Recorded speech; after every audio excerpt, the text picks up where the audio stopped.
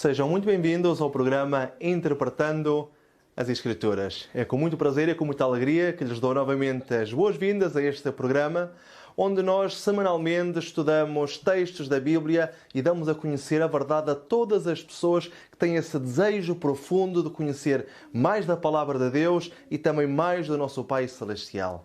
Portanto, acompanhem-nos também no estudo de hoje, onde nós vamos analisar mais um tema. Vamos analisar um texto de Colossenses e convido-vos para que todos vocês possam acompanhar-nos neste estudo delicioso que vamos fazer neste dia.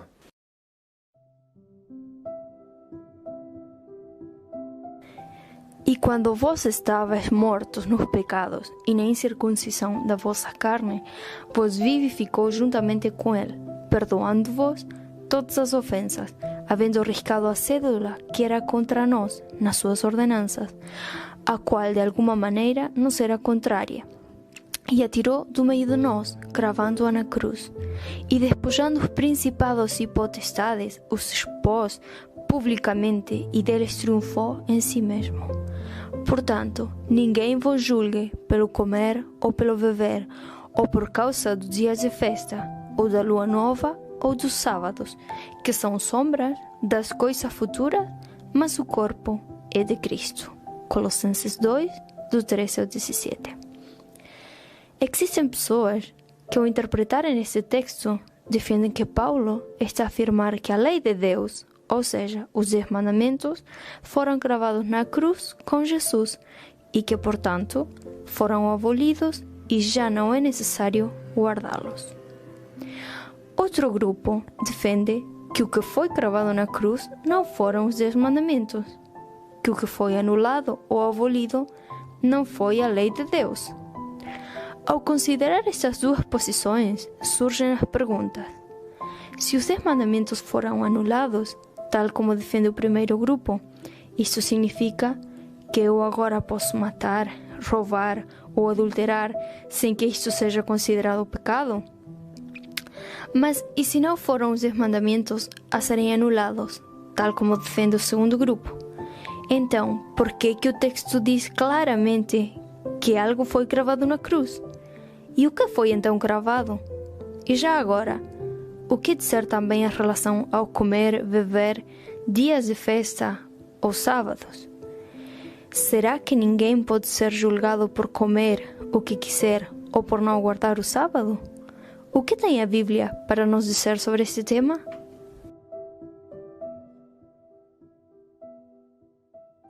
Bem, em primeiro lugar, devemos entender que Paulo escreve esta carta para advertir os colossenses sobre a heresia existente na Igreja, devido a principalmente dois movimentos, o gnosticismo e o judaísmo. Tal como nós podemos verificar no versículo 8, que diz: cuidado que ninguém vos venha enredar com sua filosofia e vãs sutilezas, conforme a tradição dos homens, conforme o rudimento dos homens e não segundo Cristo.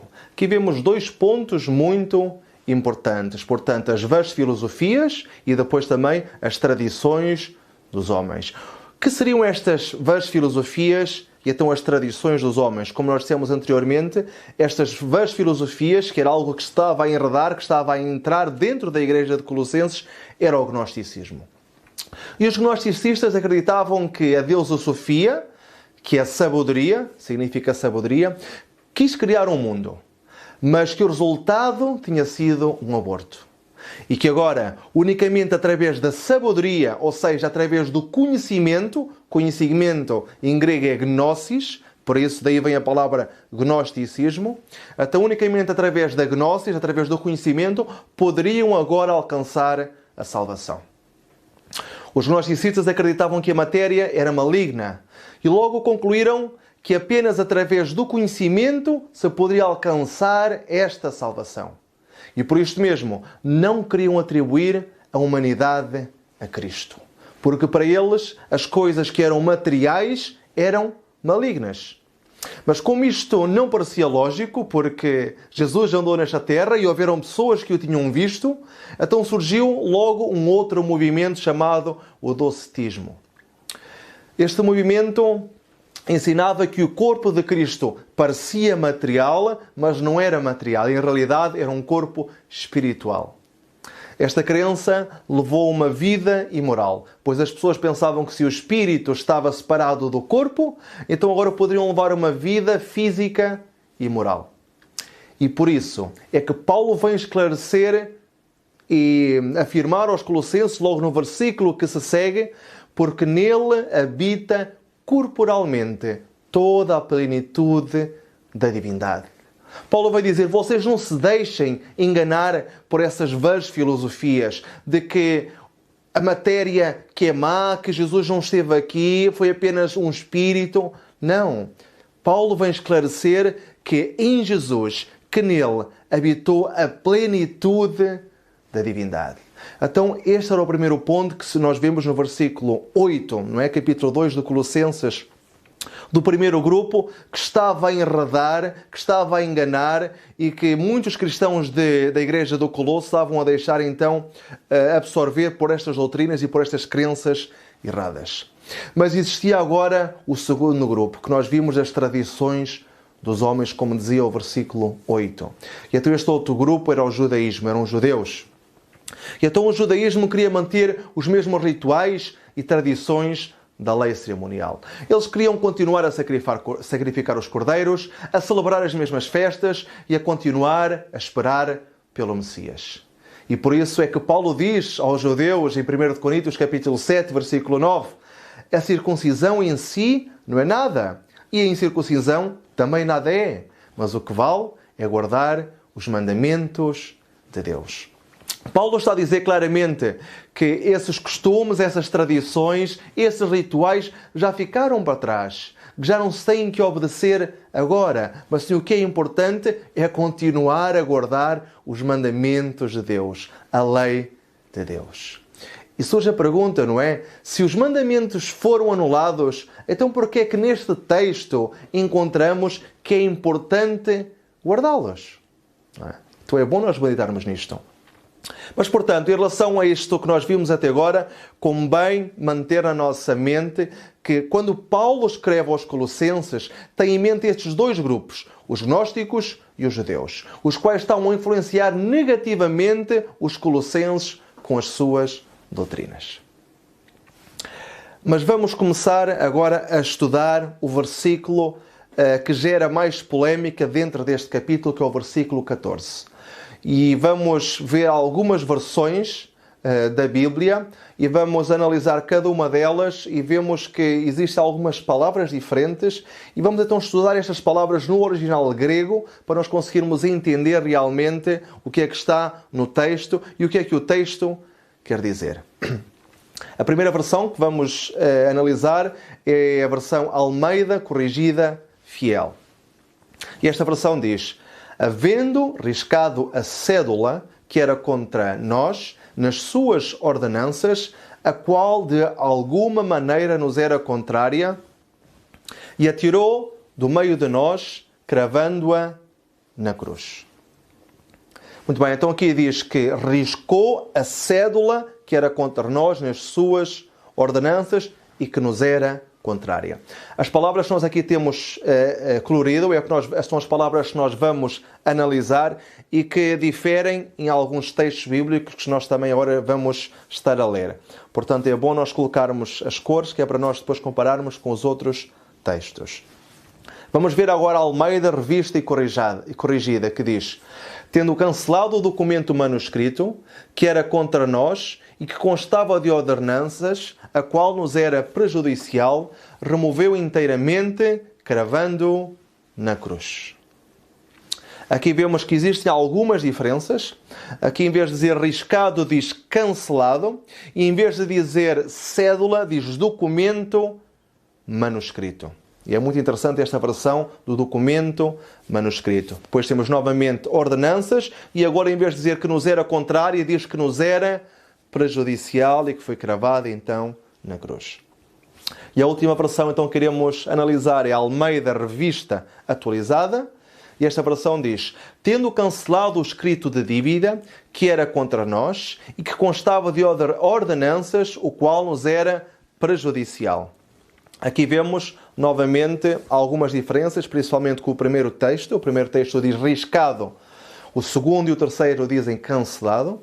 Em relação à cédula, o primeiro diz cédula, o segundo diz documento manuscrito e a terceira versão diz escrito de dívida, que também é muito interessante esta tradução, escrito de dívida.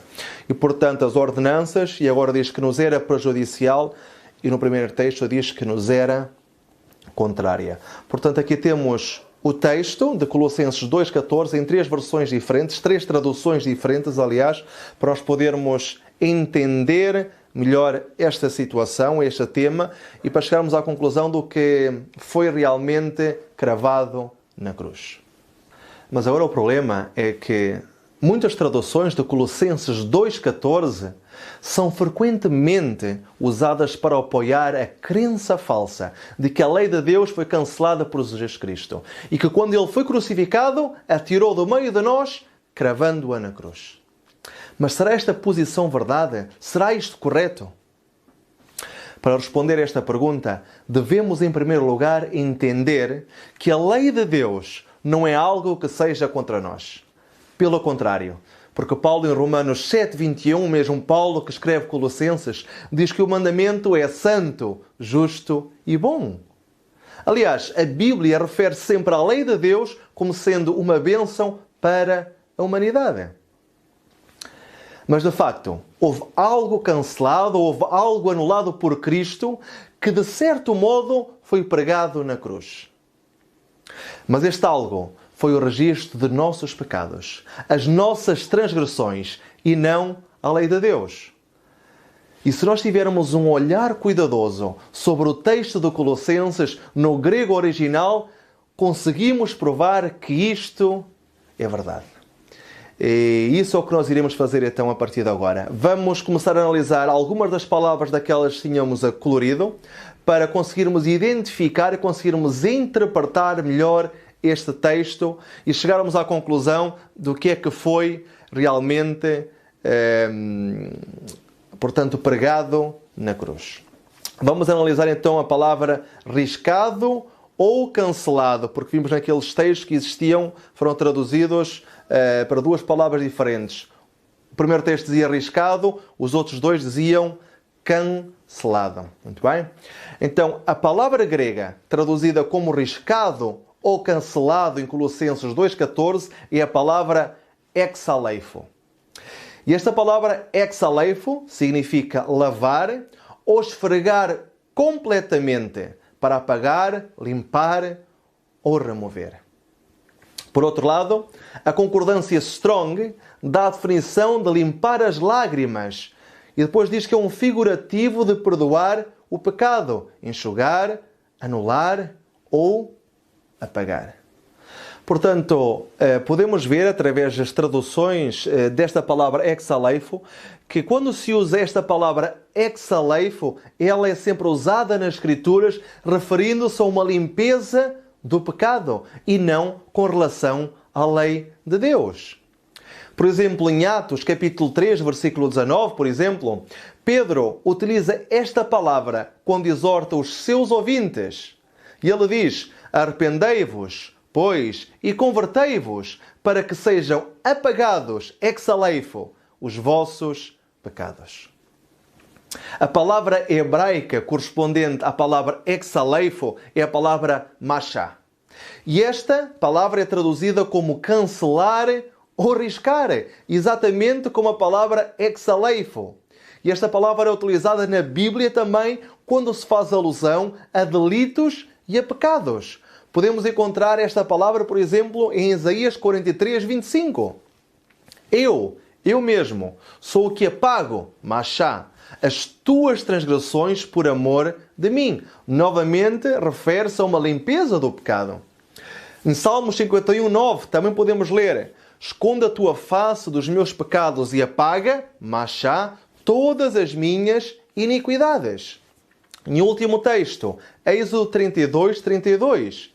Agora, pois, perdoa o seu pecado, senão risca-me, machá, peço do teu livro que tens escrito. Novamente, uma limpeza e em nada está a referir-se, portanto, à lei de Deus. Portanto, o uso destas duas palavras, quer no grego ou no hebraico, referem-se unicamente aos pecados que são apagados e não à lei de Deus. E isto fica muito mais claro quando nós examinamos a próxima frase usada por Paulo em Colossenses 2,14, que diz: o escrito de dívida que era contra nós e que constava de ordenanças. Muito interessante.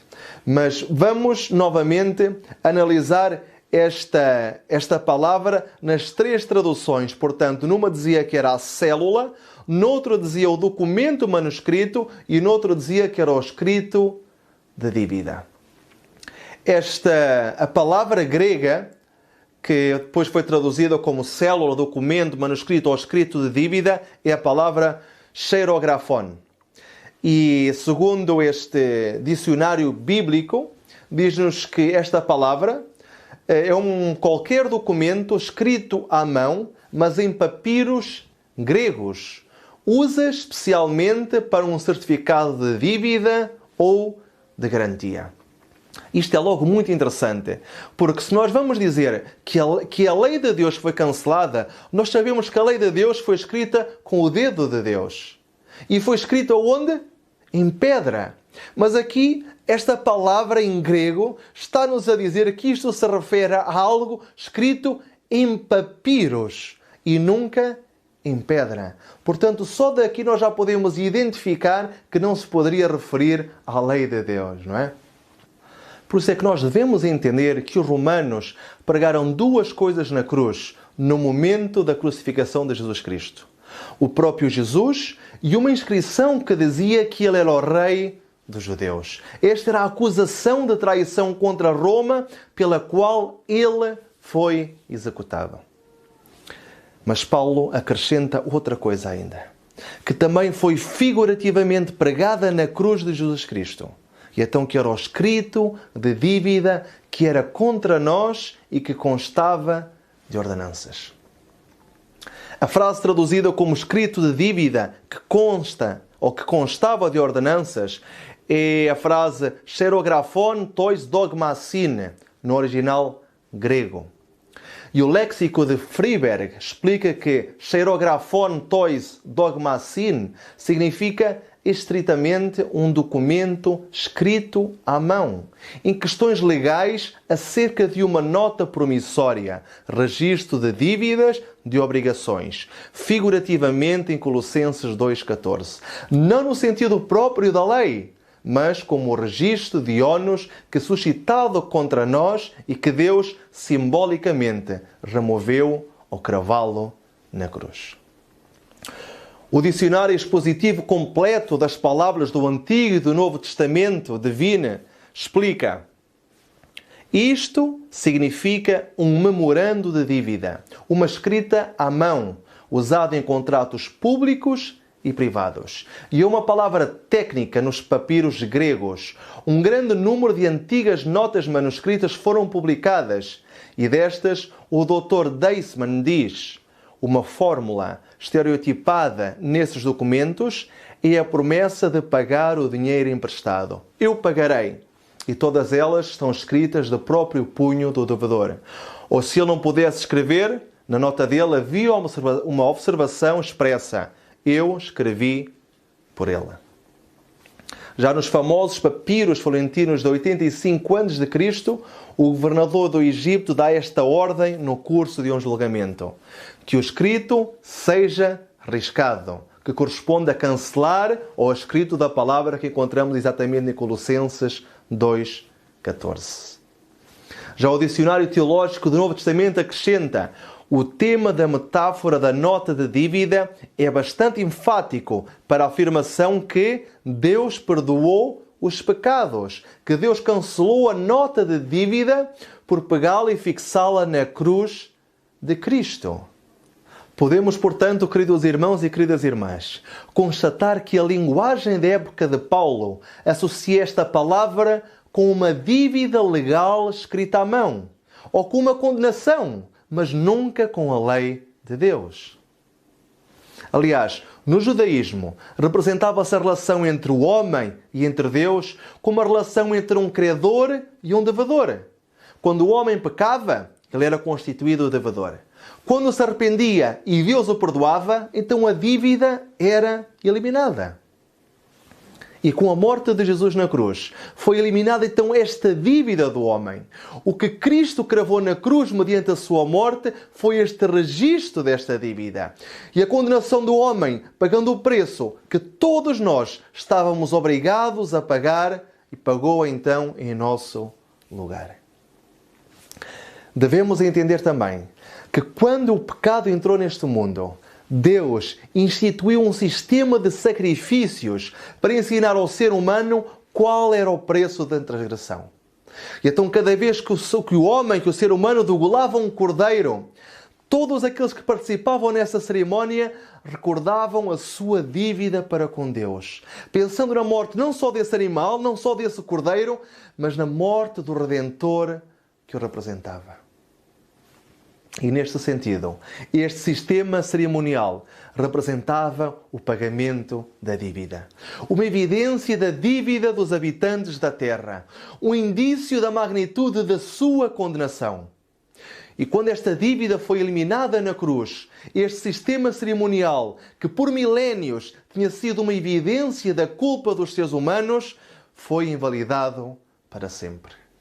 Porque o verdadeiro Cordeiro, que tira o pecado do mundo, tinha sido agora sacrificado. E então já não fazia nenhum sentido continuar a sacrificar os cordeiros que o representavam a ele e à sua morte. Portanto, queridos amigos e queridas amigas, o que foi cravado figurativamente na cruz foram todas essas leis de rituais e sacrifícios que apontavam para este sacrifício de Jesus e não os 10 mandamentos. Porque senão, o que podemos dizer do texto de Lucas 23, 54 a 56, onde nós podemos ler claramente: e era o dia da preparação, e amanhecia o sábado, e as mulheres que tinham vindo com ele da Galileia seguiram também e viram o sepulcro. E como já foi posto o seu corpo, e voltando elas, prepararam especiarias e unguentos, e no sábado repousaram conforme o mandamento. É muito interessante este texto, porque isto refere-se ao momento em que Jesus já estava, portanto, dentro da tumba. E estas mulheres, em vez de prepararem o seu corpo como era costume, não o fizeram. Porquê? Porque se estava a aproximar a hora do sábado. E então estas mulheres preferiram guardar o sábado, e quando passou o sábado, então elas sim, no domingo, às primeiras horas do domingo, foram para ir preparar o corpo de Jesus, mas repousaram como disse o mandamento. Vejamos agora outras palavras destes textos que nós temos que analisar. As palavras que em algumas versões diziam nos era contrária, era contra nós, ou nos era prejudicial. E vamos novamente fazer a pergunta, ainda que já tínhamos respondido anteriormente, não é? Nesta exposição que vimos anteriormente. Mas que lei nos era contrária ou nos era contra nós? E vamos ler 2 textos, e a partir destes 2 textos nós podemos identificar que não era a lei dos 10 mandamentos que era contra nós, mas sim a lei dos sacrifícios e dos rituais. Vamos a Deuteronômio, capítulo 31, versículos 24 a 26, e vamos ler. E aconteceu que, acabando Moisés de escrever num livro todas as palavras desta lei, deu ordem aos levitas que levavam a arca da aliança do Senhor, dizendo: tomai este livro da lei e ponde-o ao lado da arca da aliança do Senhor vosso Deus, para que ele esteja por testemunha contra ti. Muito interessante. Então, este livro que foi colocado ao lado da arca da aliança é que servia como testemunho contra o ser humano. Mas agora vejamos o texto de Deuteronômio 10, dos versículos 1 a 5, que diz: naquele mesmo tempo me disse o Senhor: alisa 2 tábuas de pedra, como as primeiras, e sobe a mim ao monte, e fazes-te uma arca de madeira, e naquelas tábuas escreverei as palavras que estavam nas primeiras tábuas, que quebraste, e as porás na arca. E virei-me e desci do monte e pus as tábuas na arca que fizera, e ali estão como o Senhor me ordenou. Então aqui nós podemos identificar claramente que a tábua dos 10 mandamentos que foram colocadas dentro da Arca da Aliança, dentro da Arca de Deus, então aí dentro essas arcas ou essa lei manteve-se intacta e essa lei não era contra nós. Agora aquela lei de rituais, de sacrifícios, que era contra nós porque mostrava a nossa condenação, mostrava que pecámos e que agora o salário do pecado era a morte e que nós agora merecíamos essa morte porque pecámos, então essa lei que era contra nós foi colocada ao lado da arca. E essa foi a lei que foi abolida, que foi cravada na cruz. Mas vamos agora entender o que aconteceu na crucificação. Porque uma boa maneira de interiorizar esta explicação que temos vindo a dar até este momento é considerar um detalhe do que aconteceu na crucificação de Cristo. Em Mateus 27, 37 nós podemos ler: e por cima da sua cabeça puseram escrita a sua acusação. Este é Jesus, o Rei dos Judeus. A Nova Tradução Viva diz: puseram acima da sua cabeça uma tabuleta onde estava escrita a acusação contra ele. Estes líderes judeus acusavam Jesus de ter a ambição de substituir César como rei dos judeus. A acusação formal contra ele, diante de Pilatos, era: qualquer que se faz rei é contra o César. Isso então explica a pergunta de Pilatos. Pilatos perguntou a Jesus: és tu o rei dos judeus? Mas quando Jesus recusou defender-se, Pilatos aceitou a acusação dos líderes judeus e mandou pregar na cruz esta acusação ao crucificar Cristo. E este decreto manuscrito que Pilatos pregou acima da cabeça de Cristo declarava publicamente a acusação oficial pela qual Jesus foi crucificado. E este decreto ensinou que Jesus era culpado de cometer traição contra César. E devido a isto, Jesus foi oficialmente executado como um transgressor. Esta acusação era falsa, mas ao aceitar a pena de morte por esta falsa acusação, Jesus tornou-se agora o principal substituto do pecado para as acusações legítimas que Deus tem contra nós. Jesus riscou estas acusações que requerem a nossa morte por causa das nossas transgressões, tomando sobre si todas estas acusações. E ao fazer isto, Ele tornou possível o perdão dos nossos pecados. E é por isto exatamente que neste mesmo texto de Colossenses capítulo 2, uns versículos atrás, no versículo 13, nós podemos ler: e quando vós estáveis mortos nos pecados e na incircuncisão da vossa carne, vos vivificou juntamente com Ele, perdoando-vos todas as ofensas.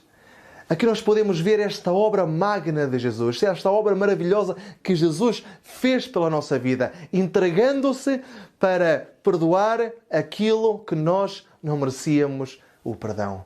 Morreu a morte que nós merecíamos e viveu essa vida perfeita que todos nós deveríamos ter vivido. E isto foi o que foi cravado então na cruz. Essas acusações que existiam sobre nós foi cravado na cruz. E agora Jesus dá-nos a possibilidade de, se nós o aceitarmos, de que essa justiça dele nos possa cobrir a nós também. Mas vejamos os dois últimos textos de Colossenses capítulo 2, versículos 16 e 17, que analisamos desde o início, que fala então da comida, da bebida, dos dias de festa ou dos sábados. Vamos ler o texto.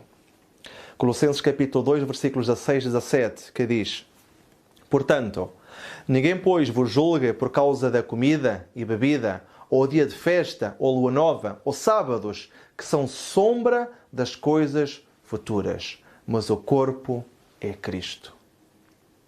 Isto é interessante porque se nós consideramos tudo o que foi dito anteriormente, estes dois versículos seguintes, nós podemos comprovar que se referem igualmente ao sistema cerimonial ou ritual do Antigo Testamento, o qual já não teria que ser seguido. Quando se fala nestes sábados, nestes dias de festas, nós podemos ver, porque nós não podemos retirar dois textos bíblicos ou dois versículos bíblicos de um contexto para depois dizer que não está relacionado com o resto do texto total, não é? Então, estes dois textos estão claramente relacionados com tudo o que nós temos vindo a dizer até este momento, não é? E então estes dois textos estão relacionados também tanto com estes rituais como com estes sacrifícios que apontavam para o sacrifício de Jesus, que apontavam para o Messias que viria ao mundo sacrificar-se por cada um de nós. E então a comida e a bebida que se ingeriam nesses dias de festas, como por exemplo o sacrifício do Cordeiro, os dias de festa, as luas novas, que se celebravam todos os meses a seu início, e todas as outras festas que também se designavam sábado. E nós podemos ver isto em Levítico 23. Vocês podem comprovar que existiam várias festas que se chamavam sábado no capítulo 23 de Levítico, mas isto não se refere ao sábado semanal. Mas tudo isto, como diz o texto, era uma sombra, era um simbolismo, mas o verdadeiro corpo, o verdadeiro sacrifício é Jesus. Isto é o que nos está a dizer o versículo 16 e 16, o versículo 16 e 17 de Colossenses. Então, nestes dois últimos versículos que nós analisamos, Paulo está a enfatizar que ninguém os deveria julgar. A quem? Aos cristãos do Colosso. Especialmente os judeus, porque os judeus é que os queriam acusar. Porque eram os judeus que levantavam este tipo de acusações, pois para eles os sacrifícios, os dias de festa e todos os outros rituais seguiam vigentes. Eles continuavam a aguardar pelo Messias, porque para eles Jesus não era o verdadeiro Messias. Então, o que Paulo está a querer dizer verdadeiramente nestes dois versículos, e entendam bem, por favor, é que ninguém julga os cristãos de Colossos se eles já não comem o sacrifício pascal, ou se eles bebem o vinho referente a esse sacrifício, se eles já não celebram os dias de festa ou os sábados rituais, pois tudo isso já tinha sido abolido na cruz com o sacrifício do verdadeiro Cordeiro de Deus. Paulo não está a dizer que se pode comer, por exemplo, carne de porco, beber vinho, ou que o sábado semanal da lei de Deus já não é necessário guardar. Pois o sábado semanal não está relacionado com estes rituais e sacrifícios que se faziam no Antigo Testamento. Portanto, todo este capítulo 2 e estes textos que nós analisamos estão-se a referir a estes sacrifícios, a estes rituais que apontavam para Jesus, apontavam para esse Messias, apontavam para o Cordeiro que tira o pecado do mundo. E quando ele veio, todos esses sacrifícios, todo esse registro da nossa acusação, do nosso pecado, foi cravado na cruz. E se nós agora aceitamos Jesus como nosso Senhor, como nosso Salvador, Ele dá-nos esta oportunidade maravilhosa de colocar a sua vida perfeita sobre nós. E nós agora somos declarados perante o Pai Celestial como se nunca tivéssemos pecado. Portanto, querido irmão e querida irmã, aceita esta verdade da Bíblia. Aceita que a lei de Deus é o motivo pelo qual nós seremos julgados nesta terra. E é algo que se refere ao carácter perfeito de Deus. E nós não podemos anular o carácter perfeito de Deus. Estes textos referem-se a este sacrifício de Jesus, que entregou a sua vida por ti e por mim. Valorize esse sacrifício, continuando respeitando a lei de Deus. Que o Senhor te abençoe grandemente. Amém.